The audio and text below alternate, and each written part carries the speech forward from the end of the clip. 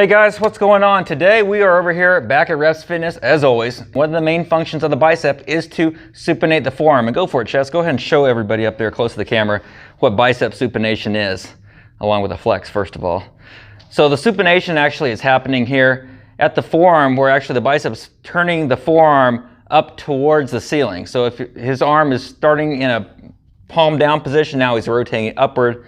You can see the action of the bicep. So that's one of the functions of the bicep, is not just to flex the elbow, but is also to supinate the forearm. So we want to make sure, okay, that's good. We want to make sure that we incorporate that movement into our bicep training. And one way we can do that here is with this first exercise we're doing that Chaz is demonstrating, and that is a dumbbell supination curl. Now what he's doing, as we talked in the other videos, we were talking about more about the long head of the bicep, working on more of the brachialis. Now we're focusing more on that short head of the bicep, and that's done with his elbows or his arms, his hands flared out to the side a little bit, incorporating that nice supination throughout the course of the movement. And you can definitely feel the difference, certainly, on that. So yeah, you can feel the different squeeze and the different part of the muscle whenever you're bringing your pinkies into that certain range of motion. Right. So you can really feel a squeeze on the inside. And notice he's not just turning the dumbbells at the beginning of the motion, he's actually rotating them towards the ceiling, rotating his palms towards the ceiling during the contraction. That's a big thing. A lot of times people will just turn them at the bottom, and that's not doing anything, that's just turning them. You're basically avoiding that supination, like pre-supinating. Yeah. So basically that turn down here doesn't make it a supinate, that's just a regular curl. You want to keep that with your full fluid range motion. Right. So maybe turning halfway in between that halfway forward. up. Yep. Yeah. So you're actually doing that against the force of gravity. That's going to make it that much more. That's much more difficult. Okay, so part two, the second exercise or other that we got for you today is this. I don't know. It's a dumbbell curl actually, and what we're making sure that we're doing is we're making sure the top of that dumbbell stays parallel during the whole time. As you see here in the demonstration, I'm actually trying to externally rotate my hands a little bit while still holding onto the dumbbell and move it up towards the ceiling. So that top of that dumbbell should stay parallel to the ceiling throughout the whole course of the movement. That's basically the goal of this exercise. Yeah. Really emphasizing the contraction big time. Give you that peak contraction at the top, especially when you bring those palms out. Right. And it even gives you more of a contraction. Yeah, because I was going all the way to this, almost to this point.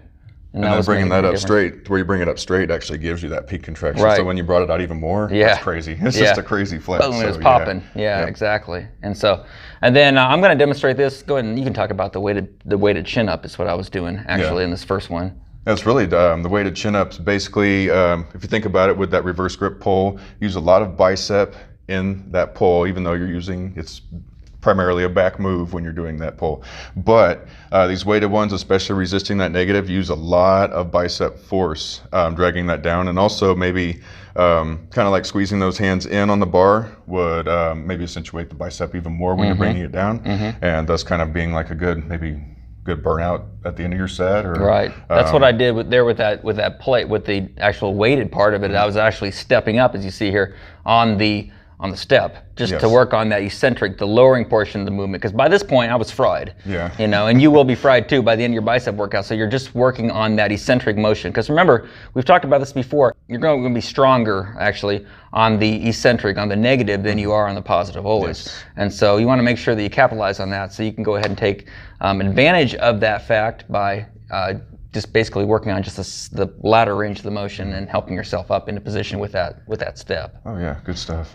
So anyway, that's a couple points there on bicep supination. Remember, guys, don't negate the full function of any muscle, because the bicep has the ability to turn the forearm up, so you should incorporate that into any movement that you're doing, especially when you're using dumbbells. And Schwarzenegger was a firm belliver of that. Oh yeah. Did you ever look at his biceps?